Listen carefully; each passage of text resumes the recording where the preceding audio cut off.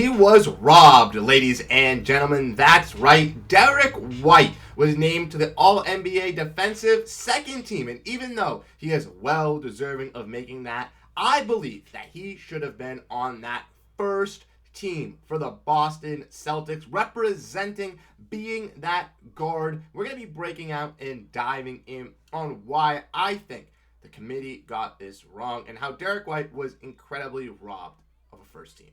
All of that and more on this episode of Celtics Digest. I'm Bruce Veliz. Before we dive in on all of this news, though, as you guys know, 64% of you guys who watch our videos are not subscribed. We would greatly appreciate it if you guys stay tuned and tuned in to this Celtics Digest. As you guys know, Game 1 is tonight. We'll have a live watch-along. Hope to catch you guys there. Without further ado, though, let's dive into the topic at hand. Make sure to grab a snack as it's going to be a jam-packed episode. And like I mentioned in the introduction, Derrick White was snubbed, robbed, whatever, of being on this All-NBA defensive first team. If we want to look, we can see that he made the second team alongside his teammate Jrue Holiday and others like Jaden McDaniels, Jalen Suggs, and Alex Caruso. But if we want to look at the first team, the first all-defensive squad, we can see Bam Adebayo, Anthony Davis, Rudy Gobert, Herbert Jones, and Victor Wembanyama. Now, I'm not going to say that any of you guys definitely do not deserve NBA first team, but since now the teams are positionless, it is allowing for these bigger guys and, centers, forwards, who are supposed to be better on the defensive side to make that all-defensive team. Now, obviously, Gobert, Defensive Player of the Year, he's going to make the first defensive team. Wembanyama was in the running for it, so he's obviously going to be the second. But Bam, Anthony Davis, and Herb Jones alongside them three. Happy to see that Herb Jones got his respect, even as a Celtics fan. That man was absolutely clamps for the Pelicans. But the thing that we need to talk about is how Derrick White was only on the defensive second team after averaging a steal and a block throughout the entire regular season with his stats. Derrick White was a baller for the Boston Celtics on both sides of the court. He'd come up, he'd be huge, hit some big-time threes, helped the Celtics in the clutch like we saw in the playoffs, in Game 3 versus Miami, 4, 5, and even to the first couple games versus Cleveland. But even if his shot is not going down, even like what we saw in the last couple games in that Cleveland series, this man is clamps on the defensive side. He'll lock down, make sure that that guy is not getting in front of him, and he'll even take some bigger matchups. We've seen Derrick White on an abundance of guys. We've seen him on Evan Mobley before. We've seen him on Bam Adebayo. He can do it, and he is even better on those guards. And I'm kind of outraged by this. I think that this is absolutely blasphemous when we look at it. If we want to look, though, kind of dive in a little bit more, we can see that Jrue Holiday and Derrick White were both named to the All-Defensive Second Team, and this is Holiday's 6th All-Defensive nod, where it is Derrick White's 2nd All-Defensive nod, and he obviously, retrospectively, got that All-Defensive, spot last season with the Boston Celtics when he made it. But another guy who's also snubbed, who's not on this list, is Jaylen Brown. I do not have an image to pull it up, but if we want to look at Jaylen Brown's stats from the season, you guys can see them here. 23 points, 5.5 rebounds, 3.6 assists, on 47% shooting from the field. And obviously this doesn't show his defensive numbers for defensive team, but Jaylen Brown was a guy who said he wanted to make the all-defensive team at the start of the season, regardless if it was the first one or the second one. He wanted to be a part of it, and yes, there are some better defenders on this list, some guys that specialize on the defensive side, like Rudy Gobert, Herb Jones, Victor Wembanyama, Bam Adebayo, and even on, the all-defensive second team in the guard, realm. Like, some of these guys are good. Jaden McDaniels is a very good defender. But I think that Jaylen Brown definitely deserves some respect. He definitely deserves to have some voice, have some prowess on that list. And he did get some first-place votes, did get some second-place votes for some second teams, but ultimately did not make the list at all.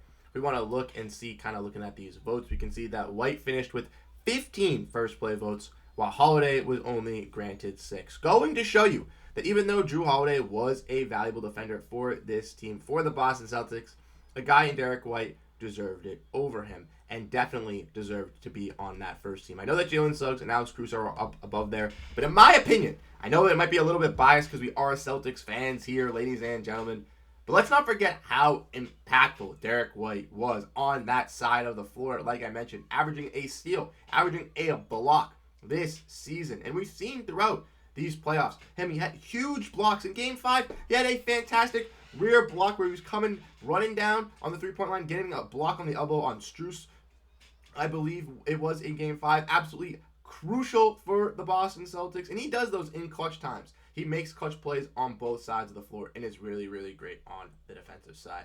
If we want to look and give some of them their credit, the Celtics did post this, obviously, for Jrue Holiday, giving him his recognition, giving him his, flowers for making the defensive team, and Derrick White obviously making his second defensive team. It's something I want to look at as well. When you look at this and you kind of look down towards the bottom, you can see that Jrue Holiday was the last guy on the second team. He barely squeaked out, beating out Luguentz Dort for making the all-defensive second team, which I think that Jrue Holiday definitely deserves. He's one of the best defensive guards. He made the Olympic roster, known for being on his defensive prowess and known for being that great playmaker and working with these guys. Trust me, he would not be on that Olympic roster if he was not a solid defender. That's what he brings to the table with that Olympic squad. So he's obviously notably going to get recognized for that in the sport that he plays, in the league that he plays, which is the NBA. And he really stepped up really well for the Boston Celtics offensively this season, taking a sacrificial role, being that fourth, fifth scorer, but really harnessing in on the defensive side and making sure he's getting those rebounds, getting those assists, getting the guys set up, and making the right plays, which I, as a fan, love to see. Ultimately, I would have loved to see Derrick White, kind of get up there on that first list. If we want to look, we can kind of break it down from Alex Caruso. So all the guards got it, yeah. All the forwards and big men made the first team, and then all the guys that were guards technically made the second team besides Jaden McDaniels. But if it isn't positionless, if it isn't switched up, Derrick White could be a guy to potentially get himself into that list for the all-first defensive team. I think it would have been close, obviously, alongside some other guys. He did end up finishing tying with Jalen Suggs, so possibly him and Jalen Suggs could have fought for it. Caruso definitely would have gotten that, all-defensive first team for the guards position, but between him and Jalen Suggs, I would have given it to Derrick White. Let me know what you guys think down below in the comment section. Are you guys as outraged as this like I am? Are you guys just happy to see Derrick White on an all-defensive team and actually not getting snubbed or, thrown away in the towel, kind of how ESPN did with their top 100 rankings? Let me know what you guys think down below in the comment section. Without further ado, before we head out for the video, we got to get to the comment of the day. As you guys know, drop down your thoughts down below on the topic so you can get pictured and featured for comment of the day. Today's comment of the day goes out to John Stevens 22, talking about Kristaps Porzingis. Hopefully he's back for Game 3, and I'm hoping the same, John. I'm really hoping the same. If you guys do not know, Adrian Wojnarowski came out basically this weekend saying that Kristaps was expected to miss Game 1 and Game 2. He has been officially ruled out for Game 1 tonight. Boston Celtics Twitter posted that yesterday.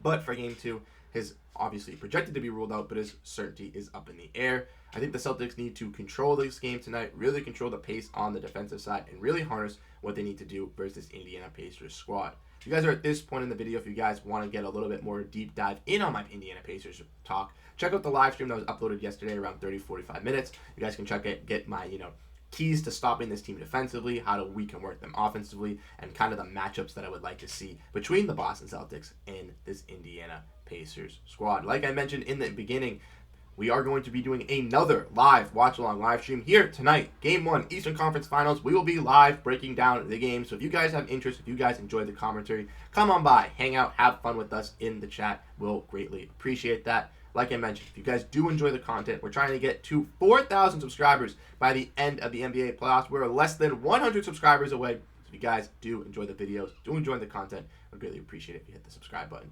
Without further ado, like I mentioned, I'm Bruce Veliz. I'd like to say, have a great rest of your day. Go Boston Celtics, and hopefully to catch you guys in the live stream, and hopefully the Celtics can secure Game 1 tonight.